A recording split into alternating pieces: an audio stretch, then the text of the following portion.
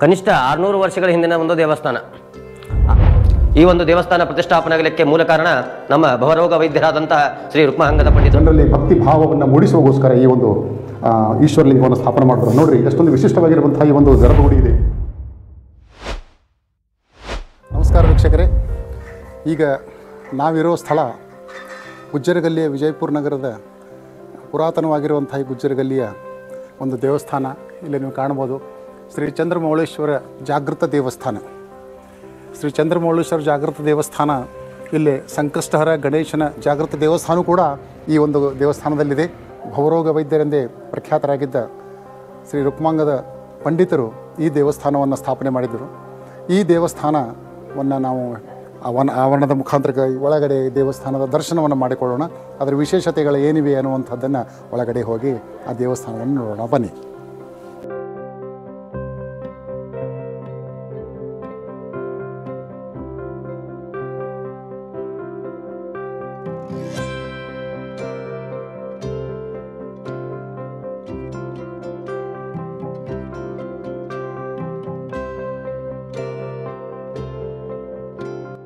ಇದೇ ಶ್ರೀ ಚಂದ್ರಮೌಳೇಶ್ವರ ದೇವಸ್ಥಾನ. ಶ್ರೀ ರುಕ್ಮಾಂಗದ ಪಂಡಿತರು ಸ್ಥಾಪಿಸಿದ ಈ ಒಂದು ದೇವಸ್ಥಾನ ರುಕ್ಮಾಂಗದರ ಪರಮ ಶಿಷ್ಯಂದರಲ್ಲಿ ಒಬ್ಬರಾದ ಶ್ರೀ ರಾಯಾಜಿ ಪಂಡಿತ್ ಅಂದ್ರೆ ಮುಂದೆ ಅವರು ಶ್ರೀ ರಾಜೀವಾನಂದರು ಅಂತ ತಿಳ್ಕೊಂಡು ಹೇಳಿ ಪ್ರಖ್ಯಾತರಾದರು. ಅವರು ಈ ಒಂದು ದೇವಸ್ಥಾನದಲ್ಲಿ, ಈ ಆವರಣದಲ್ಲಿ ಅವರು ಪೂಜೆ ಪುನಸ್ಕಾರ ಮತ್ತು ಅನುಷ್ಠಾನಾದಿಗಳನ್ನು ಮಾಡ್ತಾಯಿದ್ರು. ಇಲ್ಲಿ ರುಕ್ಮಾಂಗದ ಪಂಡಿತರು ಕೂಡ ಅನುಷ್ಠಾನವನ್ನು ಮಾಡ್ತಾಯಿದ್ರು. ಒಂದು ಜನರ ಕಲ್ಯಾಣಕ್ಕಾಗಿ ಈ ಒಂದು ದೇವಸ್ಥಾನವನ್ನು ಸ್ಥಾಪನೆ ಮಾಡಿದ್ದಾರೆ. ಒಳಗಡೆ ಅದ್ಭುತವಾದಂತಹ ಒಂದು ಶಿವಲಿಂಗವಿದೆ ನೋಡಿ. ಗರ್ಭಗುಡಿಯ ಮಧ್ಯಭಾಗದಲ್ಲಿ ಶಿವಲಿಂಗವನ್ನು ಸ್ಥಾಪನೆ ಮಾಡಿದ್ದಾರೆ.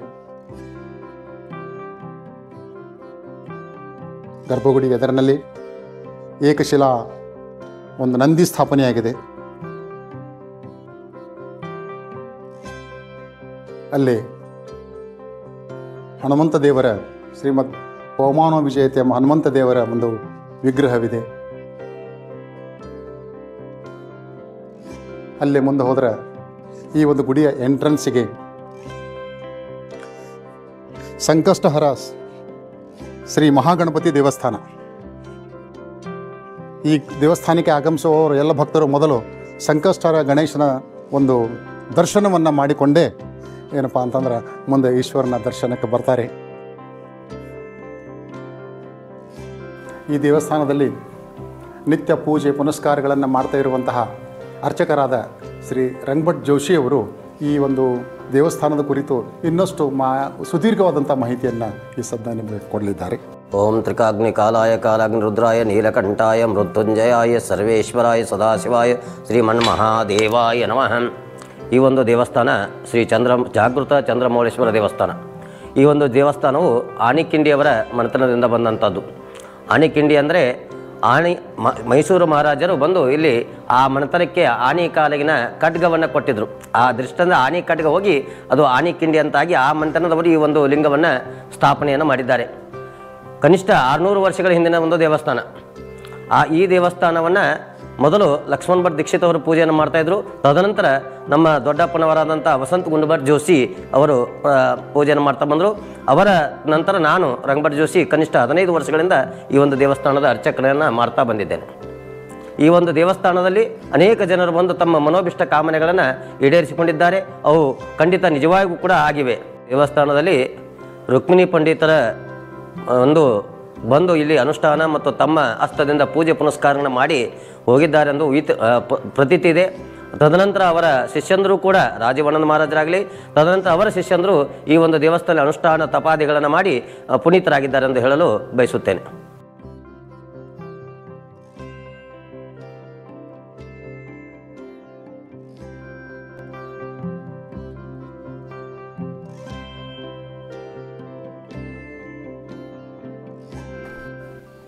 ನಮಸ್ಕಾರ ವೀಕ್ಷಕರೇ, ಬನ್ನಿ ಈಗ ನಾವು ವಿಜಯಪುರ ನಗರದ ಈ ಗುಜ್ಜರಗಲ್ಲಿಯಲ್ಲಿ ಕಂಡುಬರುವ ಇನ್ನೊಂದು ಪ್ರಖ್ಯಾತ ದೇವಸ್ಥಾನ ನಮ್ಮ ಭವರೋಗ ವೈದ್ಯರು ಶ್ರೀ ಉಪಮಾಂಗದ ಪಂಡಿತರು ಸ್ಥಾಪಿಸಿದಂಥ ಒಂದು ಶ್ರೀ ವಿಜಯ ವಿಠ್ಠಲ ದೇವಸ್ಥಾನ. ಈ ಒಂದು ವಿಜಯ ವಿಠ್ಠಲ ದೇವಸ್ಥಾನದ ಎದುರುಗಡೆ ನಾವು ನಿಂತಿದ್ದೇವೆ. ಈ ಸದ್ದ ಈ ಕಡೆ ಬಲಭಾಗಕ್ಕೆ ಬಂದರೆ ಆ ವಿಜಯ ವಿಠ್ಠಲ ದೇವಸ್ಥಾನದ ಒಂದು ಗರ್ಭಗುಡಿ ಇದೆ. ಒಳಗಡೆ ವಿಜಯ ವಿಠ್ಠಲರ ದೇವರ ಒಂದು ಮೂರ್ತಿ ಇದೆ.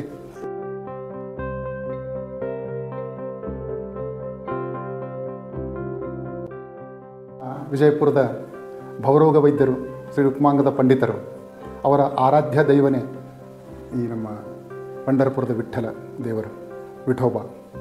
ಪಂಢರಪುರದ ವಿಠೋಬ ಒಮ್ಮೆ ಅವರಿಗೆ ಒಂದು ಜಲಬಾಧೆ ಉಂಟಾಗಿತ್ತು ಅಂತ ಉಲ್ಲೇಖ ಇದೆ. ಆ ಜಲಬಾಧೆ ಉಂಟಾದಾಗ ಯಾರೇ ವೈದ್ಯರು ಬಂದರೂ ಅವರ ಒಂದು ಹೊಕ್ಕಳದಿಂದ ನಾಭಿಯಿಂದ ಇದು ಜಲಸ್ರಾವ ಆಗ್ತಾಯಿತ್ತು.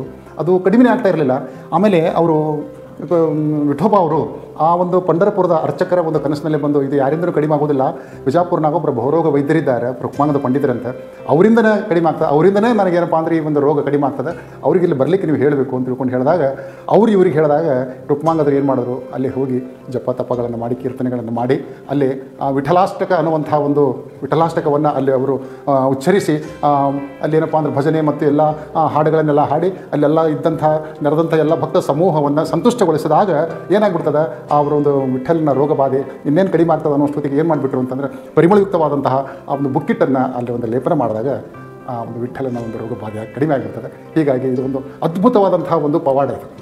ಯಾಕಂದರೆ ಉಪಮಾಂಗದರಿಗೆ ಅವರು ಪೂಜೆ ಮಾಡ್ತಾ ಇದ್ದಾಗ, ನಿತ್ಯ ಪೂಜೆ ಮಾಡ್ತಾ ಇದ್ದಾಗ ಅವರು ಮುಂದೆ ವಿಠಲ ಬರ್ತಿದ್ರು, ವಿಠಲನ ಕರ್ಕೊಂಡು ಬರ್ತಿದ್ರು. ಆ ಒಂದು ಇಂಟ್ಯೂಷನ್ಗೆ ಹೋದಾಗ ವಿಠಲ ಅವ್ರ ಮುಂದೆ ಬರ್ತಿದ್ರು. ವಿಠೋಬನ ಮುಂದೆ ಕರೆಸ್ಕೊಂಡು ನಿಂತು ಅವ್ರು ಪೂಜೆ ಮಾಡ್ತಾಯಿದ್ರು. ಇಷ್ಟೊಂದು ವಿಠಲ ಬಗ್ಗೆ ಅನನ್ಯವಾದಂಥ ಭಕ್ತಿ ಇತ್ತು. ಸೊ ಈ ಲೋಕ ಕಲ್ಯಾಣಕ್ಕಾಗಿ ಅವ್ರು ಏನು ಮಾಡಿದ್ರಪ್ಪ ಅಂತಂದರೆ ಈ ದೇವಸ್ಥಾನವನ್ನು ಸ್ಥಾಪನೆ ಮಾಡಿ ಇಲ್ಲಿ ನಿತ್ಯ ಪೂಜೆ ಮತ್ತು ಅನುಷ್ಠಾನಗಳನ್ನು ಮಾಡಿ ಆ ಒಂದು ಭಕ್ತಿಯನ್ನು ಎಲ್ಲ ಕಡೆ ಹರಡಲಿಕ್ಕೆ ಇವರು ಉಪಮಾಂಗದರು ಕಾರಣೀಭೂತರ. ಚಕರೆ ಶಾಂತಾಕಾರಂ ಭುಜಗಶಯನಂ ಪದ್ಮನಾಭಂ ಸುರೇಶ್ವರಂ ವಿಶ್ವಾಧಾರಣ ಗಗನ ಸದೃಶಂ ಮೇಘವರ್ಣಂ ಶುಭಾಂಗಂ ಲಕ್ಷ್ಮೀಕಾಂತಂ ಕಮಲನಯನಂ ಯೋಗಿ ಬಿರ್ದಾನಗಮ್ಯಂ ವಂದೇ ವಿಷ್ಣುಂ ಭವಯಹರಂ ಸರ್ವಲೋಕೈಕನಾಥಂ. ವೀಕ್ಷಕರೇ, ಈ ಒಂದು ದೇವಸ್ಥಾನ ಕನಿಷ್ಠ 400 ವರ್ಷಗಳ ಇತಿಹಾಸವುಳ್ಳದ್ದು. ಈ ಒಂದು ದೇವಸ್ಥಾನ ಪ್ರತಿಷ್ಠಾಪನೆ ಆಗಲಿಕ್ಕೆ ಮೂಲ ಕಾರಣ ನಮ್ಮ ಭವರೋಗ ವೈದ್ಯರಾದಂತಹ ಶ್ರೀ ಉಪಮಾಂಗದ ಪಂಡಿತರು. ಆ ಪಂಡಿತರು ಒಂದು ಕನಸು ಬೀಳ್ತಾ ಇದೆ ಅಂತ ಒಂದು ಉಲ್ಲೇಖವಿದೆ. ಆ ಕನಸಿನಲ್ಲಿ ವಿಠ್ಠಲನು ಬಂದು ನಾನು ಇಲ್ಲಿ ಒಂದು ಹಾಳು ಇದರಲ್ಲಿ ಇದ್ದೇನೆ, ನನ್ನನ್ನು ಹೋಗಿ ಎಲ್ಲಿಯಾದರೂ ಒಂದು ಕಡೆ ಪ್ರತಿಷ್ಠಾಪನೆ ಮಾಡುವಂತ ಹೇಳಿದಾಗ ರುಕ್ಮಿಣಿ ಪಂಡಿತರು ಬಂದು ಆ ಪಾಂಡವರ ದೇವಸ್ಥಾನ ಅಂದರೆ ಈಗಿನ ಒಂದು ಕರಿಮುದ್ದಿನ ಮಸೂತಿಯಲ್ಲಿ ಈ ಒಂದು ದೇವರವನ್ನು ತೆಗೆದುಕೊಂಡು ಬಂದು ಶ್ರೀ ದೀಕ್ಷಿತರ ಮಂಥನದಲ್ಲಿ ಈ ಒಂದು ವಿಠ್ಠಲನನ್ನು ಪ್ರತಿಷ್ಠಾಪಿಸಿದ್ದಾರೆ. ದೀಕ್ಷಿತರ ಮಂಥನದಿಂದಲೇ ಈ ಒಂದು ಪೂಜೆ ಪುನಸ್ಕಾರಗಳು ನಡೆದುಕೊಂಡು ಬರ್ತಾ ಇವೆ. ಇದನ್ನು ಕೂಡ ಶ್ರೀ ವಸಂತ ಗುಣಭಟ್ ಜೋಶಿ ಅವರು ಮೂಲತಃ ಆವಾಗಿನಿಂದ ಪೂಜೆಯನ್ನು ಮಾಡ್ತಾ ಬಂದಿದ್ರು. ತದನಂತರ ನಾನು ರಂಗಭಟ್ ಜೋಶಿ ಈ ಒಂದು ದೇವಸ್ಥಾನದ ಪೂಜೆಯನ್ನು ಮಾಡ್ತಾ ಬಂದಿದ್ದೇನೆ. ಈ ಒಂದು ದೇವಸ್ಥಾನದ ವೈಶಿಷ್ಟ್ಯ ಅಂದರೆ ಇದು ಬಿಳುಪಿನ ಕಲ್ಲು. ಈ ಕಲ್ಲಿನ ಈ ಒಂದು ಪ್ರಭಾವಳಿಯಲ್ಲಿ ತಮಗೆ ದಶಾವತಾರಗಳು ಕಂಡು ಬರ್ತವೆ. ಯಾವುದೇ ಒಂದು ದೇವಸ್ಥಾನದಲ್ಲಿ ಕೆಲವೊಂದು ಪ್ರಭಾವಳಿಗಳು ಕೇವಲ ಡಿಸೈನದಲ್ಲಿ ಇರ್ತವೆ, ಆದರೆ ಈ ಒಂದು ವಿಠ್ಠಲನ ಸುತ್ತಲೂ ಕೂಡ ದಶಾವತಾರನ ಮಾಡಿ ಪ್ರತಿಷ್ಠಾಪಿಸ್ತಾರೆ. ಅಷ್ಟೇ ಇದು ಒಂದು ಜಾಗೃತ ದೇವಸ್ಥಾನ. ಇಲ್ಲಿ ಕಾರ್ತಿಕ ಮಾಸ ಮತ್ತು ಆಷಾಢ ಮಾಸದಲ್ಲಿ ನವರಾತ್ರಿ ಉತ್ಸವ ಹಾಗೂ ಗೋಪಾಲಕಾಲ ಕಾರ್ಯಕ್ರಮಗಳು ನಡೆದು ಬರುತ್ತವೆ.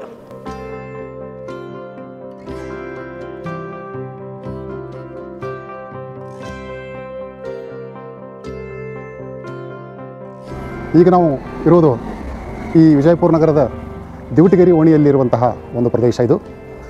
ಇಲ್ಲಿ ಈ ಸದ್ದ ನಾವು ನಿಂತಿರುವುದು ನಿಂತಿರುವಂಥ ಒಂದು ಜಾಗ ಅಂತಂದರೆ ಇಲ್ಲಿ ಈ ಪರಮಾನಂದೇಶ್ವರ ದೇವಸ್ಥಾನದ ಒಂದು ಮುಖ್ಯದ್ವಾರದ ಹತ್ತಿರ ನಾವು ನಿಂತಿದ್ದೇವೆ. ಇಲ್ಲಿ ಶ್ರೀ ಗುರು ಉಪಮಾಂಗದ ಪಂಡಿತರು ಸ್ಥಾಪಿಸಿದಂತಹ ಪರಮಾನಂದೇಶ್ವರ ದೇವಸ್ಥಾನ ಅಂದರೆ ಈಶ್ವರನ ದೇವಸ್ಥಾನ ಈ ಸದ್ದ ನೋಡಲಿಕ್ಕೆ ನಾವೇನದ ಅಂತಂದ್ರೆ ತೆರಳೋಣ. ಈ ಸದ್ದ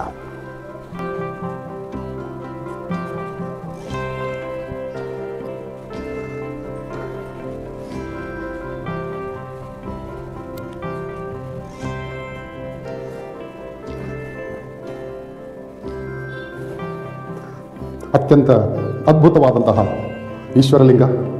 ಈ ಈಶ್ವರಲಿಂಗವನ್ನು ಶ್ರೀ ಗುರು ಉಪಮಾಂಗದ ಪಂಡಿತರು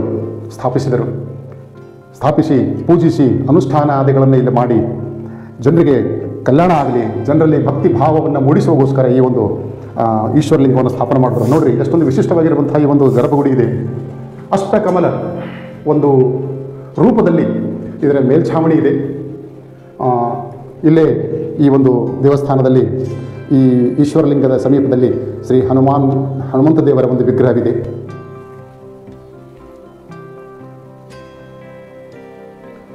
ಎಷ್ಟೊಂದು ಪ್ರಶಾಂತವಾಗಿರುವಂತಹ ಮತ್ತು ಅದ್ಭುತವಾಗಿರುವಂತಹ ಒಂದು ಈ ಒಂದು ಗರ್ಭಗುಡಿಯನ್ನು ಇಲ್ಲಿ ಇವರು ಸ್ಥಾಪನೆ ಮಾಡಿದ್ದಾರೆ. ವಾಸ್ತುಶಿಲ್ಪ ಬಹಳ ಅದ್ಭುತವಾಗಿರುವಂಥ ವಾಸ್ತುಶಿಲ್ಪ ಇದು. ಭವ್ಯವಾಗಿರುವಂತಹ ಈಶ್ವರಲಿಂಗ. ಶ್ರೀ ರುಕ್ಮಾಂಗದರು ತಮ್ಮ ಶಿಷ್ಯ ವೃಂದದೊಂದಿಗೆ ಈ ಒಂದು ದೇವಸ್ಥಾನದಲ್ಲಿ ನಿರಂತರವಾಗಿ ಅವರು ಏನಂತಂದರೆ ಇಲ್ಲಿ ಅನುಷ್ಠಾನ ಮಾಡ್ತಾಯಿದ್ರು, ದೇವರ ಪೂಜೆ ಮಾಡ್ತಾಯಿದ್ರು.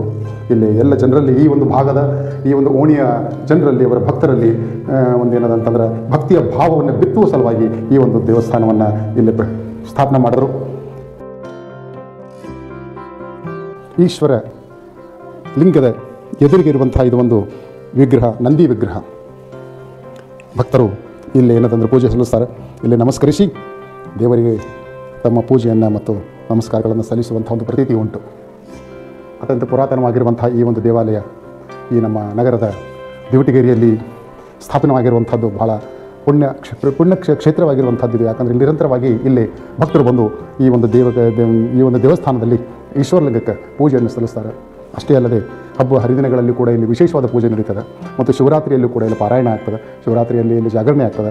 ವಿಶೇಷವಾದ ಪೂಜೆಗಳು, ಅನುಷ್ಠಾನಗಳು, ಆಮೇಲೆ ಏನಪ್ಪ ಅಂದ್ರೆ ಏನಂದ್ರೆ ಅಭಿಷೇಕಗಳು ಎಲ್ಲ ಕೂಡ ಇಲ್ಲಿ ನಡೀತವೆ. ಬಹಳ ಧಾರ್ಮಿಕವಾದಂಥ ಈ ಒಂದು ದೇವಸ್ಥಾನ ಶ್ರೀ ರುಕ್ಮಾಂಗದರು ಸ್ಥಾಪನೆ ಮಾಡಿರುವಂಥದ್ದು ತಮಗೆ ಪರಿಚಯಿಸಲಿಕ್ಕೆ ಭಾಳ ಸಂತೋಷ ಅನ್ನಿಸ್ತದೆ. ನಮಸ್ಕಾರ ಎಲ್ಲರಿಗೂ.